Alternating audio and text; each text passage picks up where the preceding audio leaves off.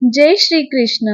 आज हम सभी श्रावण मास के कृष्ण पक्ष की एकादशी, जिसका नाम कामिका एकादशी है, इसके पावन महात्म्य को श्रवण करेंगे। तो आइए आप सभी अपना ध्यान ठाकुर जी के श्री चरणों में केंद्रित करें और इस महात्म्य को श्रवण करें।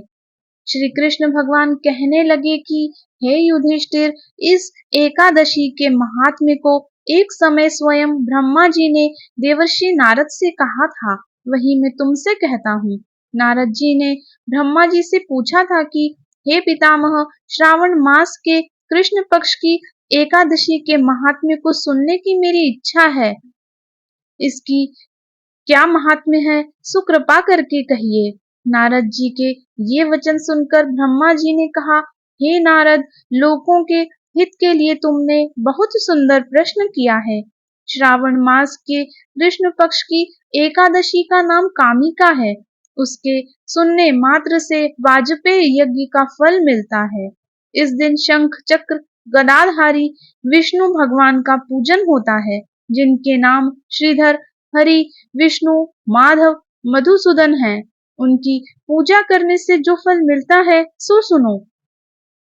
जो फल गंगा, काशी, नैमिषारण्य और पुष्कर स्नान से मिलता है, वह विष्णु भगवान के पूजन से मिलता है। जो फल सूर्य व चंद्र ग्रहण पर कुरुक्षेत्र और काशी में स्नान करने से, समुद्र वन सहित पृथ्वी दान करने से, सिंह राशि के बृहस्पति में गोदावरी और गंडकी नदी में स्नान करने से भी प्राप्त नहीं होता, वह फल भगवान विष्णु के पूजन से मिलता है।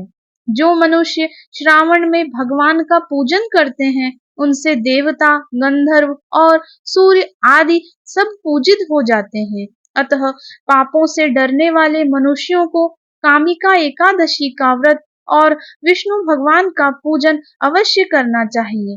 पाप रूपी कीचड़ में फंसे हुए और संसार रूपी समुद्र में डूबे मनुष्यों के लिए इस एकादशी का व्रत और भगवान विष्णु का पूजन अत्यंत आवश्यक है।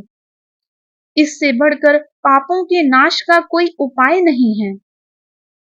हे नारद, स्वयं भगवान ने यही कहा है कि कामिका व्रत से जीव कुयोनि को प्राप्त नहीं होता। जो मनुष्य इस एकादशी के दिन भक्ति पूर्वक तुलसी दल भगवान विष्णु को अर्पण करते हैं, वे इस संसार के समस्त पापों से दूर रहते हैं। विष्णु भगवान रत्न, मोती, मणि तथा आभूषण आदि से इतने प्रसन्न नहीं होते जितने तुलसी दल से होते हैं। तुलसी दल पूजन का फल 4 भार चांदी और 1 भार स्वर्ण के दान के बराबर होता है। हे नारद, मैं स्वयं भगवान की अति प्रिय तुलसी को सदैव नमस्कार करता हूँ। तुलसी के पौधे को सींचने से मनुष्य की सब यातनाएं नष्ट हो जाती है। दर्शन मात्र से सब पाप नष्ट हो जाते हैं और स्पर्श से मनुष्य पवित्र हो जाता है। कामिका एकादशी की रात्रि को दीपदान तथा जागरण के फल का महात्म्य चित्रगुप्त भी नहीं कह सकते। जो इस एकादशी की रात्रि को भगवान के मंदिर में दीपक जलाते हैं, उनके पितृ स्वर्ग लोक में अमृत पान करते हैं, तथा जो घी या तेल का दीपक जलाते हैं, वे 100 करोड़ दीपकों से प्रकाशित होकर सूर्य लोक को जाते हैं। ब्रह्मा जी कहते हैं कि हे नारद, ब्रह्म हत्या तथा भ्रूण हत्या आदि पापों को नष्ट करने वाली इस कामिका एकादशी का व्रत मनुष्य को यत्न के साथ करना चाहिए।